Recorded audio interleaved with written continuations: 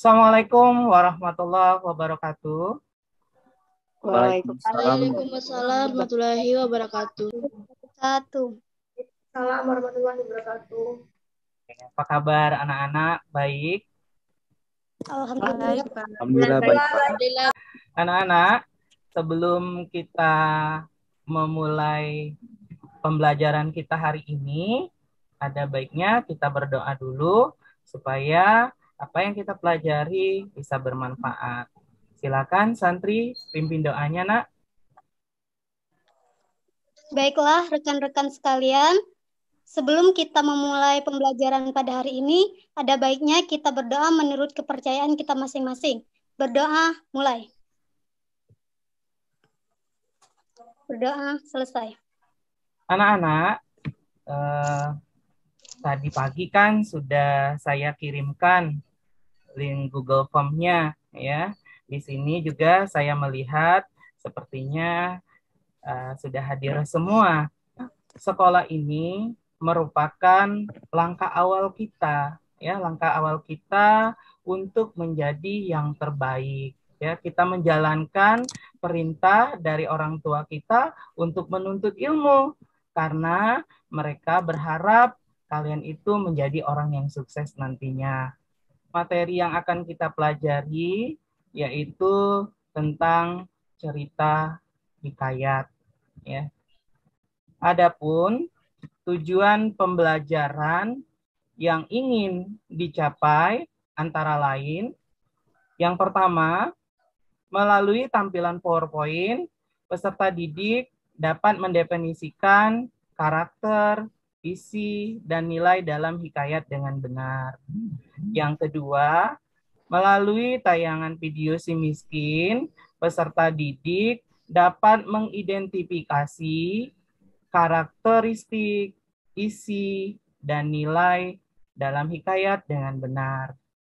Yang kelima, dengan berdiskusi, peserta didik dapat menyimpulkan hasil asosiasi data dan informasi tentang karakteristik, isi, nilai dalam hikayat. Ya. Ada yang tahu gambar apa ini? Raja. Iya. Istana, Pak. Iya, santri. Bagus ya. Sebelum kita lanjut ke materinya, apakah Anda mengetahui? Hikayat merupakan suatu karya sastra Melayu klasik. Oke, bagus. Saya, Pak. Ya, santri dulu. Hikayat merupakan prosa yang berupa cerita silsilah raja, Pak. Hikayat itu merupakan salah satu bentuk karya sastra lama yang isinya berupa cerita, berupa dongeng, maupun sejarah. Nah, di dalam hikayat biasanya mengisahkan tentang kepahlawanan seseorang, lengkap juga dengan keanehan. Bisa juga berupa kekuatan seseorang atau kesaktian seseorang dan mukjizat dari seorang tokoh. Karakteristik hikayat yaitu bersifat statis, tidak masuk akal. Oke, bagus. Nilai sosial yaitu nilai yang dianut oleh suatu warga tentang apa yang dianggap benar dan apa yang dianggap buruk oleh warga, Pak. Iya. Nilai pendidikan, Pak. Iya, silakan. Nilai pendidikan yaitu seperti religius dapat dijadikan sebagai peneguh batin pembaca agar lebih mendekatkan diri dengan Tuhan. Kelompoknya saya bagikan berdasarkan nilai-nilai yang ada dalam hikayat saja ya. Yang pertama itu ada kelompok nilai budaya. Ini kelompok nilai budaya ini itu ada Yogi, kelompoknya ada Suni, ya, juga kelompok nilai sosial, ya. Nilai sosial ini kelompoknya antara lain Aida, ada Susi. Nah, ini LKPD-nya yang saya kirim tadi pagi. Sudah dibaca belum? Sudah, Pak. Saya akan memutarkan video dari Sumpah Batara Indra, seorang raja keindraan beserta permaisurinya dibuang dari keindraan sehingga mengalami sengsara hidupnya. Seperti itulah awal mulanya sehingga dia dikenal dengan sebutan si miskin. Kesimpulannya, pada akhirnya Marakarma pun berangkat ke negara mertuanya yang bernama Maharaja Malaikisna di Mercu Indra serta mengambil alih mertuanya itu jadi Sultan Mengindrasari, jadi raja. Oke, anak-anak ya. Jadi kalian sudah menyaksikan ya video tentang hikayat si miskin.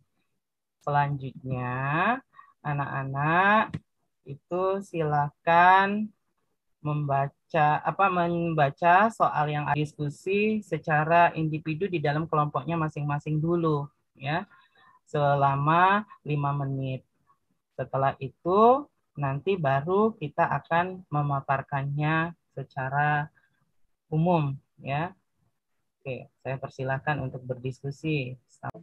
Jadi cerita si miskin ini tergolong hikayat karena cerita tersebut berkaitan dengan kehidupan istana. Kelompok moral. Ya. Jadi pada cerita si miskin terdapat tokoh Tuan Putri yang biasanya berkenaan dengan kehidupan kerajaan dan istana. Cerita tersebut juga tidak tertulis penulis atau pengarangnya. Cerita tersebut menceritakan putri dan anak raja yang diusir dari istana sehingga mereka hidup tidak menentu. Beberapa bulan kemudian, sang istri menginginkan buah pempelam yang ada di taman istana. Akhirnya si miskin mencari buah itu ke pasar. Akan tetapi istrinya menolak untuk memakan buah tersebut. Iya, silakan Susi. Jadi Pak, cerita si miskin bercerita tentang orang yang diusir dari istana. Mereka mendengar suara ayam yang berkokok, lalu Mahakarma beranggapan jika ada suara ayam, maka ada kehidupan atau dusun di daerah itu. Mahakarma lalu mencari sumber suara ayam yang berkokok. Bayan. Sekian Pak, terima kasih. Ya, bagus ya. Tepuk tangan dulu untuk kelompok-kelompoknya. Yang pertama itu ada nilai budayanya, Pak. Ya. Budaya yang berkaitan dengan adat dan hasil cipta karya manusia. Terlihat ketika Marakarma menarik kayu, umbut-umbut buah yang patut dimakan diberikan kepada adiknya. Hal ini mencerminkan mendahulukan kepentingan orang lain daripada kepentingan diri sendiri, Pak. Bagus. Saya Pak. Iya, Anissa, silakan Nak. Dari kelompok 2 sosial. Ya. Menurut kelompok saya Pak, nilai terkandung dalam cerita tersebut yang pertama ada nilai budaya. Hal ini menyatakan bahwa dalam hidup kita harus mementingkan kehidupan orang lain di atas kepentingan pribadi. Nilai moral yang berkaitan dengan perilaku baik dan buruk yang menjadi dasar kehidupan manusia. Hal ini terlihat pada Mahakarma yang dituduh mencuri, padahal Mahakarma tidak melakukan hal itu. Ada juga nilai keagamaan. Dalam cerita si miskin ini terlukiskan mewujudkan rasa syukur terhadap segala kebesaran Tuhan. Terlihat pada kutipan ia melihat kekayaan Allah dan melihat keajaiban, terlihat bukit, adanya segala raja dan ada tempat dewa bertapa. Dan yang terakhir itu ada nilai pendidikan, Pak, religius. Dapat dijadikan sebagai peneguh batin pembaca agar lebih mendekatkan diri dengan Tuhan. Mungkin itu saja, Pak, dari kelompok kami. Sastra yang berupa cerita tentang kepahlawanan seseorang, lengkap dengan keanehan, kekuatan, kesaktian, dan juga mukjizat tokoh. Nah, pada cerita si miskin saja tadi misalnya, ya, di sana diceritakan tentang kepahlawanan seseorang di mana dia setelah dia diusir, lalu dia ditolong dan akhirnya dia menemukan emas tadi dan dia bisa membuat suatu istana dan dia menjadi bersifat statis. Nah, ya tema yang ada di dalam hikayat ini anak-anak itu dia berceritanya tentang kehidupan istana. Cerita hikayat juga yang tadi kalian pahami bersama dari hasil analisis kalian tentang hikayat si miskin itu, dia tidak kronologis, kejadiannya itu tidak kronologis, ada di suatu tempat, ada dalam cerita hikayat itu yang menjadi acuan bagi kita dalam hidup. Ya, ada nilai budaya tadi, ada nilai sosial, ya, ada nilai pendidikan, ada juga nilai moral, ada nilai keagamaan. Iya, silakan Zita. Apakah cerita hikayat itu hanya berkisar tentang kehidupan raja, Pak? Oke, baik ya, Zita. Nah, cerita yang dibaca kita tadi berkaitan dengan si miskin. Di sana diceritakan tentang raja. Nah, mayoritas ya cerita hikayat ini dia bercerita tentang kehidupan kerajaan. Akan tetapi ada juga cerita orang lain yang diceritakan dalam hikayat ini. Orang lain tersebut memiliki karakter yang luar biasa. Misalnya Nina, ada cerita Abu Nawas. Ya, cerita Abu Nawas termasuk juga cerita hikayat. Dia terkenal sebagai orang yang cerdik, ya. Atau juga ada cerita si Pandir itu. Bisa dipahami, Sita? Iya, bisa, Pak. Silakan ya mengakses link berikut, link yang tadi pagi Bapak berikan kepada anak-anak. Itu ada 10 soal evaluasi. Ini saya lihat sudah banyak yang ngirim ini. Ya, barusan saya buka dari Google Form-nya ya, di email saya ini. Oh, bagus. Ya, santri senyum-senyum sudah ya, Nak?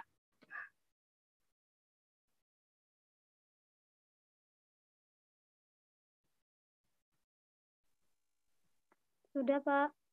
Ya. Aida, masih bingung, Nak? Sudah, Pak. Oke. Yang lain sudah juga ya? Sudah belum? Sudah, ini masih Pak. ada yang belum, ini 2 lagi. Siapa ini? Oh, ini Suni. Juga barusan masuk ya. Oke, Deserli. Oh iya.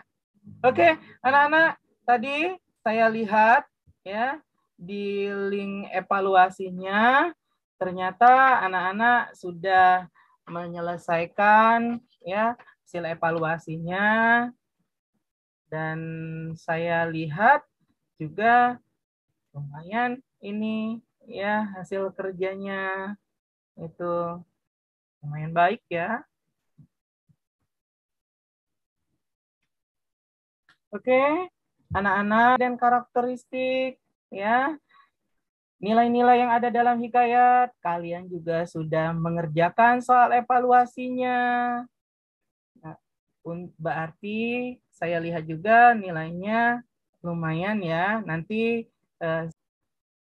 untuk pembelajaran minggu depan, kita akan mempelajari tentang nilai-nilai yang terkandung dalam hikayat dan penyesuaiannya dengan kondisi sekarang. Saya minta tolong santri untuk memimpin doa, Nak, sebelum kita mengakhiri pembelajaran kita hari ini. Baiklah, rekan-rekan sekalian. Alhamdulillah proses pembelajaran kita pada hari ini berjalan dengan lancar dan baik. Ada baiknya kita berdoa menurut kepercayaan dan masing-masing. Semoga pembelajaran kita ini bisa bermanfaat untuk kehidupan kita kelak. Berdoa, mulai.